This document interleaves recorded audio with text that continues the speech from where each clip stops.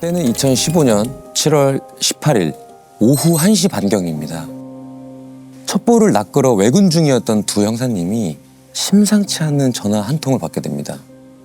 변사체가 발견됐는데 시신이 좀 이상해. 이거 아무래도 강력사건 냄새가 나. 준비해야 될 것 같아. 네, 그때 신고를 받고 출동한 형사팀에서 연락이 온 거였는데요. 형님이 전화를 끊자마자 얼굴이 싹 굳는 겁니다. 그래서 뭔가 사건이 터지겠구나 했는데 한 20분쯤 지났나? 저희 강력팀 팀장님께서 전화가 오더라고요. 출동하라고. 뭔가 불길한 예감이 틀리지 않았네요. 근데 사건 현장을 처음 목격한 게 어떤 형사님이라고 하지 않았나요? 예, 맞습니다. 다른 관할서 형사였습니다. 밤샘 근무를 하고 귀가하던 중에 졸음이 쏟아져서 잠시 차를 세우고 바람 쐬러 나갔다가 저희 형사들만 아는 그런 시신, 부패 냄새를 맡게 된 겁니다. 시신이 발견된 곳은 뚫린 지 2년 정도 된 고속도로 갓길이었는데 차를 세울 만한 곳이 아니었거든요. 저희 관내라서 사건이 넘어오게 된 거였습니다. 기가 막히다 정말. 기가 막히다 진짜. 현장 도착하자마자 차에서 내리니까 그 부패 냄새가 진짜 코를 찌르는 겁니다. 그래서 부패가 한창 진행 중인가 보다 하고 그 갓길, 가드레일 너머에 시신 쪽으로 갔는데 시신의 옷이 이상하더라고요. 옷이 이상해요?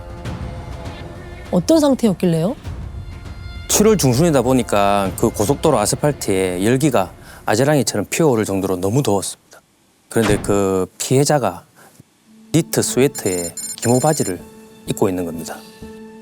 한 겨울에 입어야 할 옷들이잖아요. 그렇죠. 야, 그러면은 봄이나 더 거슬러 올라가면 겨울에 유기됐다는 얘기 아니에요, 그렇죠. 지금? 옷만 봐서는 그렇게 추정됐는데 부패 상태가 맞질 않았습니다. 얼굴은 알아볼 수 없을 정도로 부패가 심하게 진행된 상황이었고요. 두개골이 완전히 다 드러나 있었는데다가 구더기가 덜 끓고 있었습니다. 가슴이랑 배, 허벅지에도 부패가 진행되고 있었고요. 그 고속도로가 산으로 둘러싸여 있었는데 들짐승들이 시체 일부를 뜯어먹은 모양이었습니다. 아유. 그렇죠. 짐승 훼손이 있죠. 너무 끔찍하다. 아니 근데 대체 이 피해자는 고속도로 갓길에 유기가 된 걸까요? 그러니까요. 피해자가 머리카락이 긴 데다 상의에 여성 속옷을 입고 있는 걸로 봐서 피해자가 여성으로 추정됐는데요. 니트 스웨터가 가슴까지 말려 올라가 있었고 바지가 반쯤 벗겨져 있었는데 팬티가 없었습니다. 그래서 성범죄 피해자일 가능성도 보였습니다. 성범죄를 당한 피해자일 수 있다. 부패가 심한 상태면 피해자 지문도 신원 확인하는 건 좀 어려웠겠는데요? 그 설치류들이 이 손가락 끝을 다 물어가서 지문 채취가 어려운 상황이었는데 그때 현장 감식을 하던 과수팀이 뭔가를 발견했었습니다. 손끝에 뭔가 달랑달랑 붙어 있는데 마른 비닐 뭉치 같은 게 달려 있더라고요. 손끝에요? 손끝에 그게 왜 달려있지? 피해자의 손바닥하고 손가락에 남아있는 표피가 비닐이 뭉쳐있는 것처럼 하얗게 보이는 경우들이 있어요. 이 손끝에 달려있다라고 하는 걸 보면 이제 이거를 불려서 남아있는 지문을 채취하는 경우들도 있거든요. 살점은 결국 동물들이 다 뜯어가고 표피만 남았다는 거잖아요. 저희 현장에 있던 과수팀도 표피만 남아서 뭉쳐져 있는 거는 처음 봤다고 했습니다.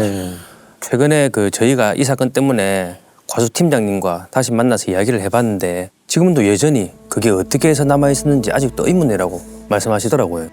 쉽지는 않죠. 왜냐하면 짐승에서 훼손된 경우에서도 보면 그것까지 같이 훼손돼서 막 뜯겨가지고 지문 채취하는 그 성공한 사례가 거의 없었어요. 그러면 현장에 범인이나 피해자를 확인할 만한 다른 단서들은 없었나요? 네, 아무것도 나오지 않았습니다. 현장 주변을 샅샅이 뒤졌는데 피해자의 신원을 확인할 수 있는 신분증이나 소지품은 발견되지 않았습니다. 고속도로 갓길이라 현장에 CCTV도 없었고요. 언제 시신이 유기됐는지 모르니 차량을 특정할 수도 없는 상황이었습니다. 그렇죠.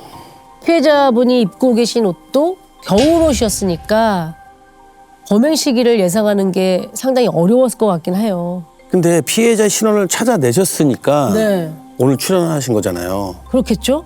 그렇다면 이 피해자가 누군지 어떻게 확인이 되었을까요? 현장에서 피해자를 특정할 만한 단서가 딱 하나 있었습니다. 하나요? 이 니트 스웨터 안에 민소매 티셔츠를 입고 있었는데 두 벌이 같은 브랜드의 옷이더라고요. 대형마트에서 만든 저가 브랜드였는데 당시에 부산에서 딱 한 군데 판매를 하고 있었습니다. 어머. 그래서 그 두 벌을 동시에 구입한 사람들을 확인해 봤더니 한 달 전쯤에 카드로 결제한 사람이 한 명 있는 겁니다. 구매자는 부산에 사는 50대 남성이었고 야. 이야. 일단 그러면 옷을 사준 사람을 누군지 확인하면 되겠네요. 확인됐나요? 일단 매장 CCTV를 확인해 봤는데 이 50대 남성이랑 어떤 20대 후반에서 30대 초반으로 보이는 젊은 여성이 매장으로 들어오더라고요. 여성이 옷을 고르자마자 남성이 바로 계산을 하고 같이 매장을 빠져나갔습니다. 전혀 다정하다는 느낌이 들지 않았고요. 그 남성은 뭐라고 하던가요? 전혀 모르는 사람이라고 했습니다. 아니 모르는 사람한테 왜 옷을 사준 거랍니까? 너무 불쌍해 보이고 그래서 이제 밥도 사주고 옷도 사줬다 이렇게 이야기를 하더라고요. 근데 이 남성의 주장이 맞는 거라고 한다면 여성이 누군지 확인이 어렵다는 얘기네요. 근데 그 무렵에 피해 여성의 손끝에 달려있던 그 표피, 피. 그 손바닥 외피로 피해자의 신원이 확인이 됩니다. 다행이다.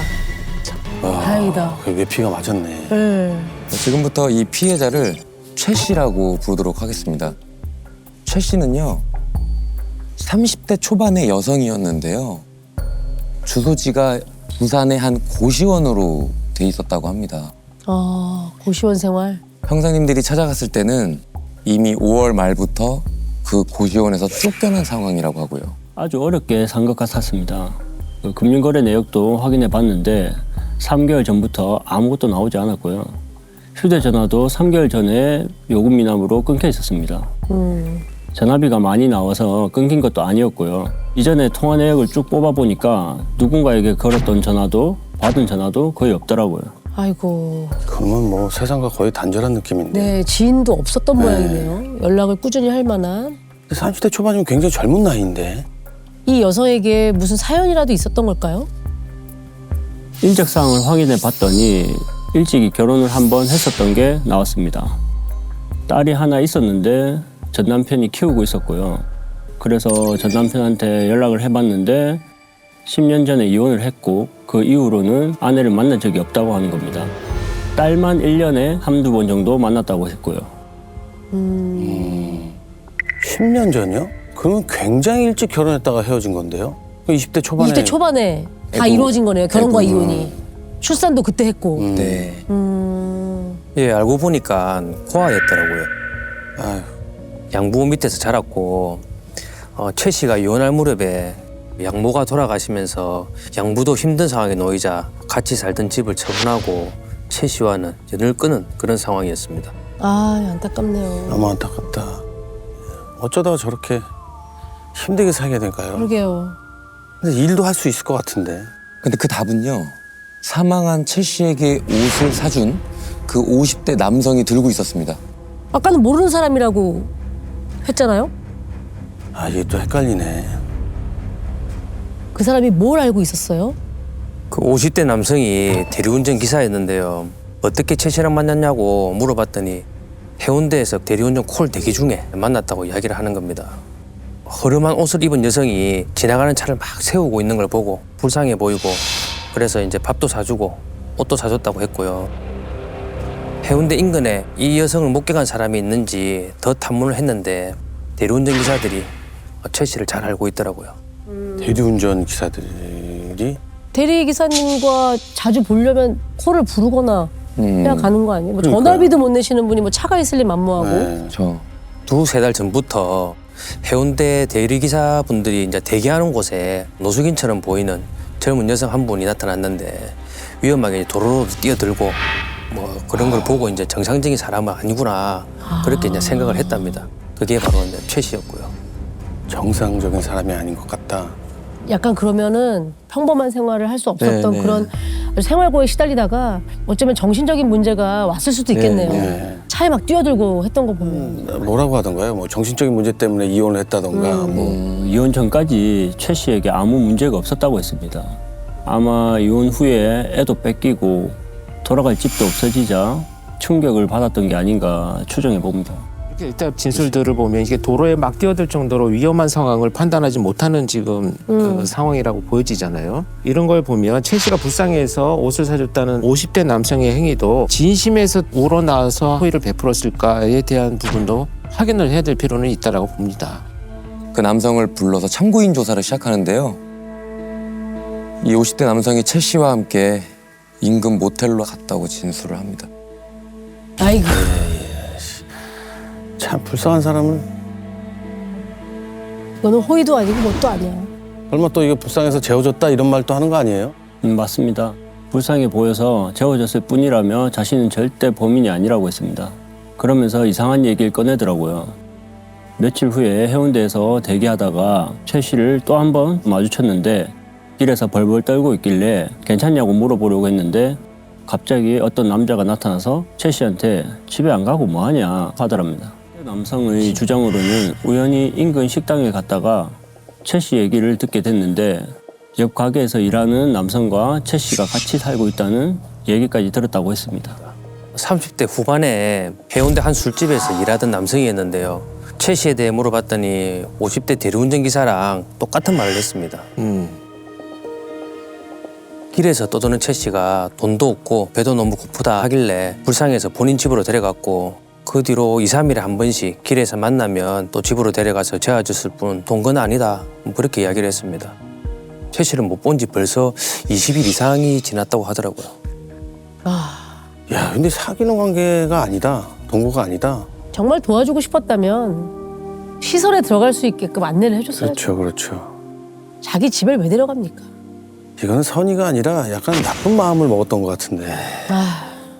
그렇죠. 지금 정황상으로만 본다면 정상적인 판단이 일단 어렵고 도움이 필요한 여성한테 접근을 해서 악의적인 행동들을 하지 않았는가 하는 의심이 가장 많이 됩니다. 그 노숙자들 중에서도 이제 여성 노숙자들이 계신데 이분들이 이제 성범죄 피해를 많이 당하기도 하거든요. 네. 특히 이 피해 여성 같은 경우에는 스스로 정확한 판단을 할 수 없는 상태이기 때문에 더 큰 우려가 되는 상황이죠.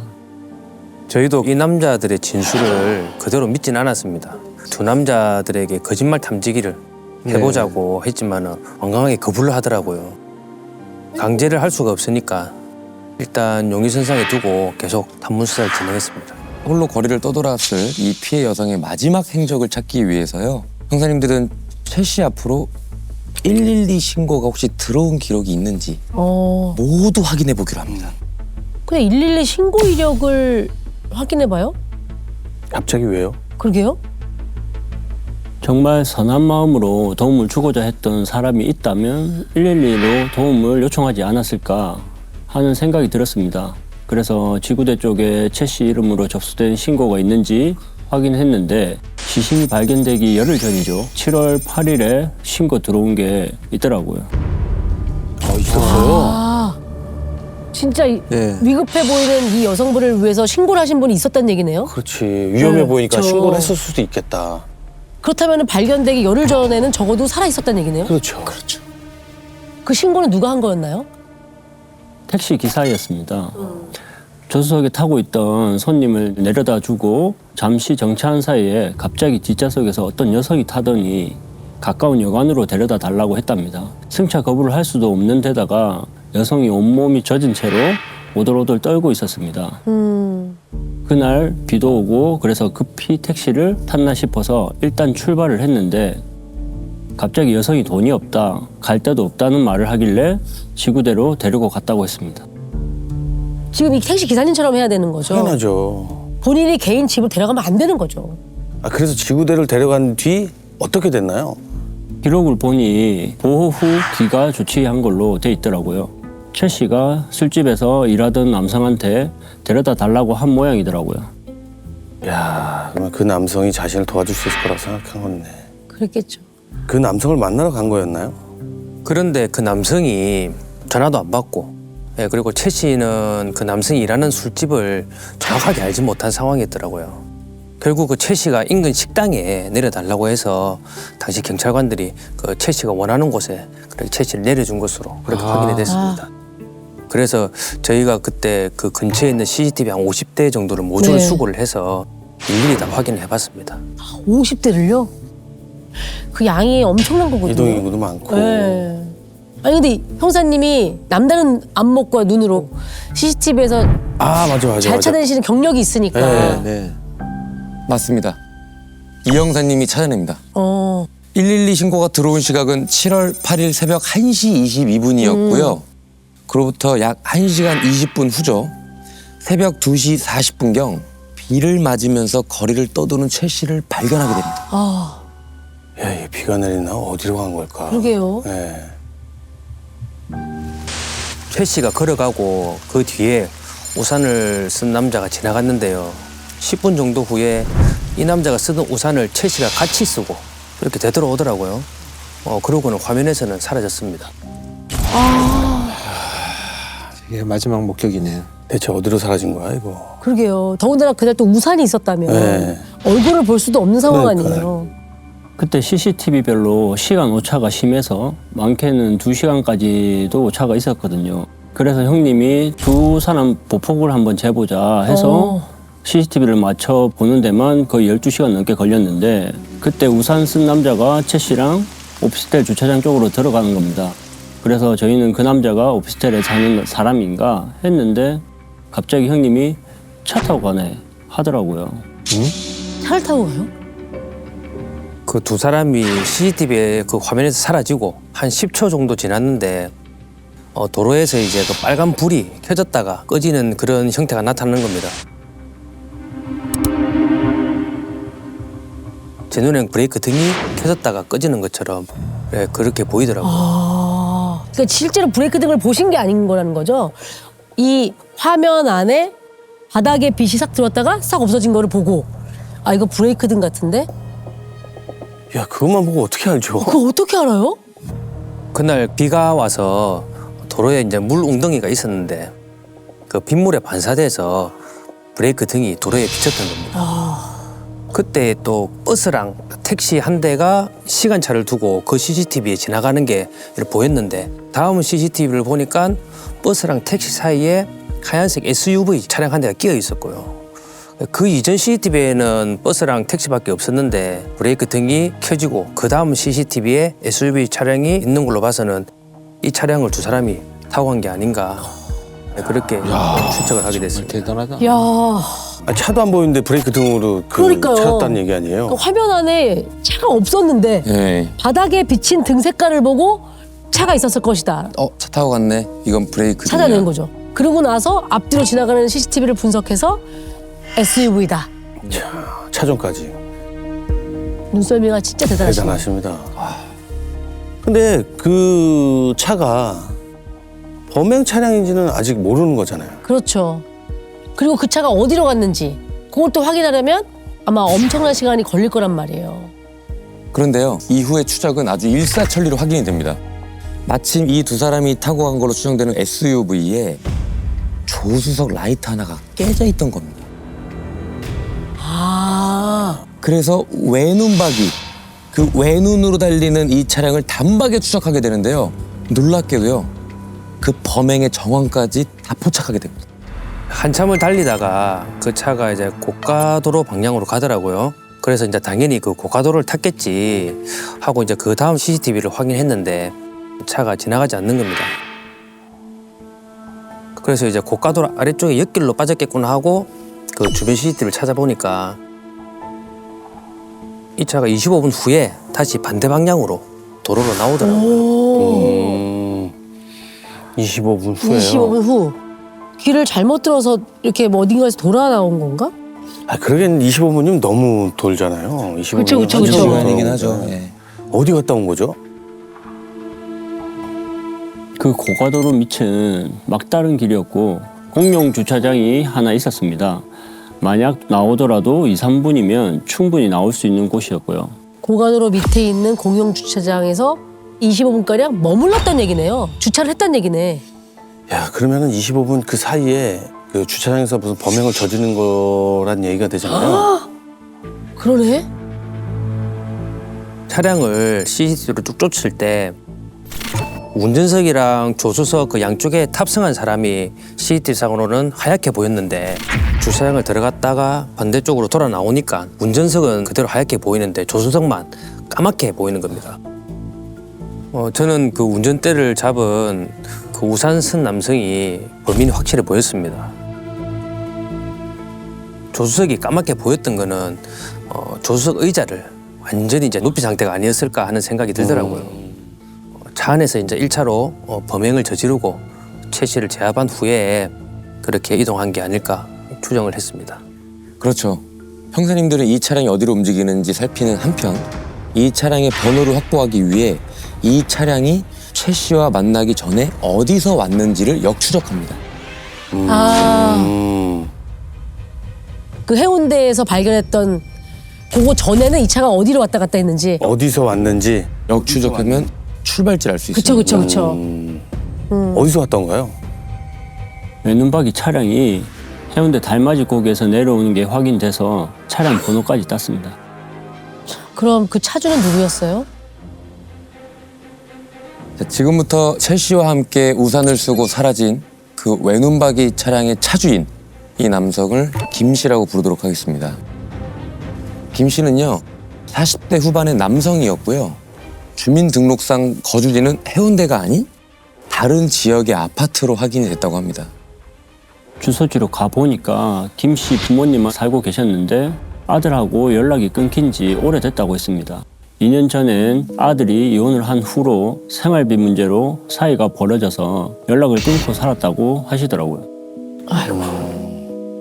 김 씨 휴대전화는 이미 꺼진 상태였고 기지국 위치로 확인해 보니까 해운대 달맞이 고개 인근에서 거주하는 것으로 추정됐는데 인근에서 저희가 아무리 탐문을 하고 잠복을 해봐도 차량이 보이질 않았습니다. 야, 이미 도주한 것 같은데. 추적할 다른 단서는 없었나요? 김 씨의 통화 내역을 확인해 봤더니 최근에 자주 전화했던 번호가 2개가 확인되는 겁니다. 치과와 어느 여성의 휴대전화 번호로 확인됐습니다. 치과? 뭐 병원 사람이거나 치료를 필요로 해서 다녔거나 그쵸? 여자는 또 누구죠? 그래서 바로 치과에 전화해서 휴대전화 번호의 주인이 병원에 근무하는지 먼저 확인을 했더니 병원 관계자가 아니더라고요. 그래서 예약자 중에 있는지 체크하고 CCTV를 확인해 봤더니 김 씨가 어떤 여성과 다정하게 팔짱을 끼고 들어오는 겁니다. 여성이 치료받는 동안 여성의 핸드백을 가슴에 안고 대기하고 있었고요. 가방을 들어주고 있었다. 그럼 가까운 사이죠. 그렇죠. 네. 네. 가깝기는 정말 가깝더라고요. 내연녀였습니다. 이 여성 인적 사항을 확인해 보니까 결혼도 했고 자식도 있는 유부녀더라고요. 휴대전화도 꺼져 있는 걸 보니까 둘이서 지금 같이 움직이고 있구나 뭐 그런 생각이 들었습니다. 내연남이랑 같이 뭐 사랑의 도피라도 하고 있었던 걸까요? 김 씨 차량을 숲에 걸어놓고 두 사람 다 실시간 위치 추적까지 걸어놨더니 잠시 후에 형사팀에서 연락이 오더라고요. 김 씨 차가 포항으로 이동하고 있다고요. 그때 고참 선배님하고 같이 있었는데 그 선배님이 정말 운전을 잘하셨거든요. 그 선배님하고 형님하고 저하고 셋이 그 길로 바로 포항으로 쏴버렸죠. 바로 날아가셨네. 네, 부산에서 포항까지. 그래서 잡았나요? 그 정신없이 달려서 거의 기지국 반경 내로 들어갔는데 방향을 틀어서 저희 쪽으로 달려오고 있더라고요. 다시 부산으로 돌아오는 것 같았습니다. 근데 형님이 갑자기 또 잠깐 이러는 겁니다. 잠깐? 잠깐? 그러면 설마 또 이 형사님이 뭔가를 보신 건가요? 앞을 딱 쳐다봤더니 김 씨 차량이 맞은편에서 오고 있더라고요. 맞은편에서? 그 타이밍에 형사님도 같이 보신 거예요? 아니요, 저는 형님이 잠깐 외치는 사이에 차가 이미 지나가서 처음에 뭘 본 건지도 몰랐습니다. 야, 형님이 저 차 따라 붙자 해서 선배랑 저는 뭔지도 모르고 형님이 봤다고 하니까 차를 돌렸죠. 근데 그 김 씨 차가 맞더라고요. 그 찰나의 순간에 놀랍다. 그래서 그 다음에 어떻게 하셨어요? 그 해안도로에 차를 세우고 김 씨랑 그 내연녀가 차에서 내려서 바다 쪽으로 걸어가는 겁니다. 그래서 저희도 뭐 관광객인 마냥 그냥 야 바다 좋다 하고 천천히 뒤를 따라 붙었죠. 일단 김 씨가 살인을 했다는 증거가 없으니까 도주 못하게 저희 셋이서 딱 막아서고 우리 경찰인데 뭐 때문에 온 줄 알지? 하고 이제 던졌죠. 그러니까 이제 김 씨가 뭐 때문에 왔습니까? 하고 이제 말은 멀쩡하게 하는데 눈은 못 쳐다보더라고요. 그리고 또 옆에 있던 내연녀는 저희 보고 엄청 놀란 눈치고요.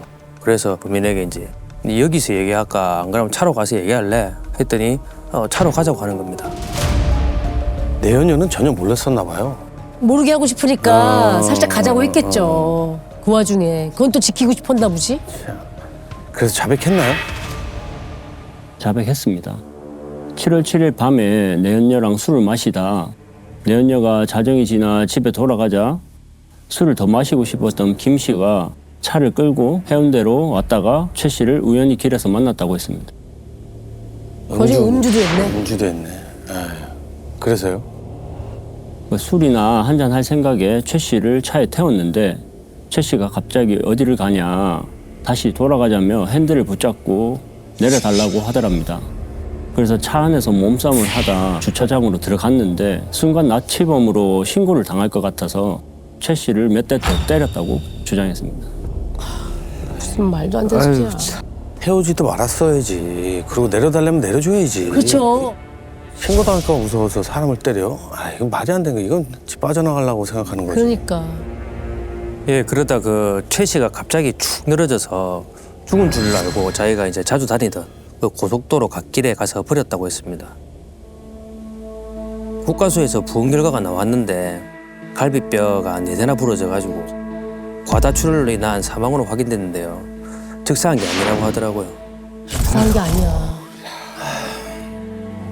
야, 그러면 이 맞아가지고 움직이진 못하고. 숨이 붙어 있었다는 얘기잖아요. 잔인하네요 정말. 누군가가 발견만 할 수 있었어도 살릴 수 있었다는 얘기잖아요. 네, 그렇죠. 그렇죠. 네. 피해자 발견 당시에 속옷이 또 벗겨져 있었다고 아까 하신 것도 계속 걸려요. 네. 성폭행의 흔적은 없었나요? 그때는 부패가 너무 심해서 확인이 좀 어려웠습니다. 여자가 돌아가자고 했는데 몸싸움 하다가 때려서 살해까지 했다는 게 도무지 이해가 안 됩니다, 저는. 네. 이 범인은 어느 정도의 죗값을 받았어요? 살인 그리고 상해치사 혐의로 6년을 받았습니다. 응? 6년? 유가족하고 합의를 해서 그렇게 최종 선고가 6년이 나왔다고 하더라고요. 유가족이 없잖아요. 유가족이 누가 아까 있는데? 고아였잖아요. 유가족이 없는데? 전 남편이 유일한 이혼을 한 거잖아. 아, 자녀가 있으니까. 아, 자녀. 자식이 상속자잖아요. 자식이 가족이고. 그러니까 법적인 보호자인 남편이 합의를 할 수 있었던 모양이죠. 아니, 일단 합의를 보면 안 되는 거 아니에요? 생활고에 시달리면서 그렇게 혼자 헤매고 있을 때는 아무 도움도 주지 않다가 그렇죠. 무슨 자격으로 합의를 봐요? 야 이거 진짜 즐겨봐 이 채널.